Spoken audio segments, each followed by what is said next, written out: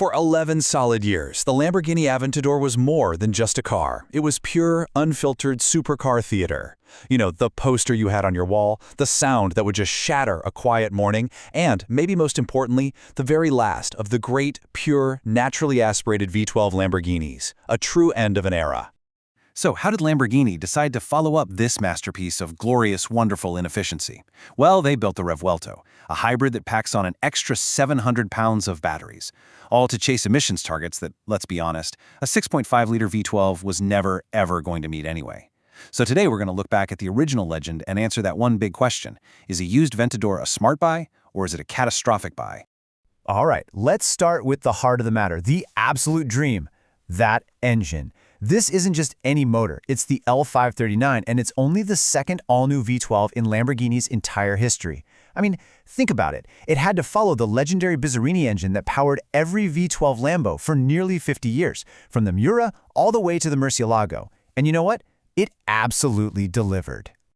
Right out of the gate, the first LP704 had a mind-blowing 700 horsepower, but Lamborghini, being Lamborghini, just couldn't leave it alone. Over the next decade, they just kept pushing and pushing all the way up to the final Ultimate Edition, making a colossal 780 horsepower. All motor, no turbos, no hybrid stuff, just pure atmospheric fury. In this number right here, 8,500 RPM, that's the magic. That redline is an experience that modern twin-turbo engines just can't give you. It's the entire reason you buy a car like this. It's all about chasing that needle, feeling that insane mechanical crescendo just build and build and build. And the sound. Oh man, the sound is absolutely everything. It's not just loud, it's this complex, terrifying, and kind of beautiful symphony. It's a sustained mechanical howl that builds and builds into a screaming wail that is just unlike anything else on Earth. It is, without a doubt, the single greatest thing about this car. But you gotta remember, the Aventador wasn't just one car. Oh no. It was a whole family of absolute monsters that evolved over a decade of pure drama. So let's take a look at how this icon grew up.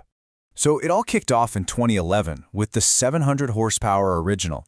Then came the SV, the Super Veloce, which dialed everything up to 750 horses and dropped a bunch of weight. The S model in 2017 was kind of the clever one, adding four-wheel steering for some much-needed agility. The absolute peak, though? That was the SVJ in 2018. 770 horsepower, this wild, active aero system, and a Nürburgring record to prove it was the king of the hill. And finally, the Ultimae came along as the glorious 780 horsepower farewell tour. But listen, for every single ounce of glory in that engine, there's about a pound of reality waiting to just crush your wallet. And that reality starts with the single most controversial, most talked about part of this car, the gearbox. Lamborghini called it the ISR, or Independent Shifting Rod Transmission. Now, they chose this old-school single-clutch setup over a much smoother, more modern dual-clutch because, they said, it was lighter and it provided more, and I'm quoting here, dramatic shift character. Oh boy, did it ever. So in Strada, which is supposed to be your comfort mode, the shifts are these slow, jerky, just plain unpleasant things. It feels clumsy. But then you flick it into Sport or Corsa and bam! Those shifts become these instant, violent, brutal kicks to the spine. It's literally the only car where comfort mode is the absolute worst way to drive it. And here is the direct result of that dramatic piece of engineering. The clutch pack in that ISR transmission, it's a wear item. A very, very fast wear item. Depending on how you drive, especially if you're in the city, you could need a brand new clutch in as little as 12,000 miles. So you're asking, how much does that single most common, virtually guaranteed major repair actually cost? You might want to sit down for this. You're looking at a bill that can easily hit $25,000. That's not a typo. 25 grand for a clutch. Which, believe it or not, leads us to one of the most wonderfully absurd facts about this car, because those slow, slipping shifts in Strada mode absolutely murder the clutch. While the fast, aggressive shifts in Corsa are much cleaner, this is the only car on Earth where you legitimately save money by driving it harder. Your mechanic will literally thank you for being a hooligan. But hey, don't for a second think the financial pain stops with the transmission. Oh, no, no, no. Owning an Aventador is like conducting a symphony of five-figure repairs, and guess what? You're the one paying the orchestra. So let's just look at the sheet music here. You need new carbon ceramic brakes? That'll be 35 grand, please. The V12's timing chain tensioner starts to go. That's an $8,000 to $15,000 problem. Just need a major service that means taking the engine out? The labor alone is $8,000. Scrape that beautiful carbon fiber front splitter on a curb? Another $8,000. And those super sticky tires? $4,500, and they might only last 5,000 miles. Oh, and the best part? The infotainment system is straight out of an old Audi, and yeah, it freezes just like one too. Okay, I know what you're thinking. All supercars are expensive to run, right? And yeah, you're not wrong, but context here is everything. Let's see how the Aventador's very specific problems stack up against its many rivals. So the key thing to look at is that transmission column. The Aventador's little brother, the Huracán, reliable dual clutch. The Ferrari 48, dual clutch. The McLaren 720, dual clutch. Now sure, the McLaren has its own well-known reliability nightmares, and maybe the others have a bit less drama than the V12. But none of them, none, have a guaranteed $25,000 clutch bill baked right into their design.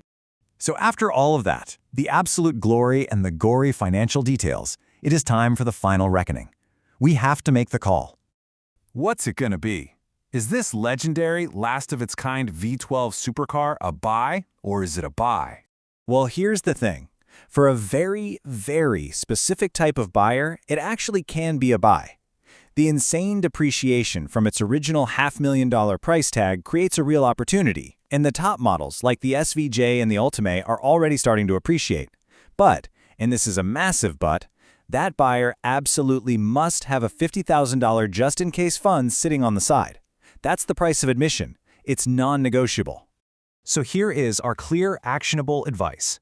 Skip the early, standard LP 704 models unless you find one with a perfect service history and a massive discount.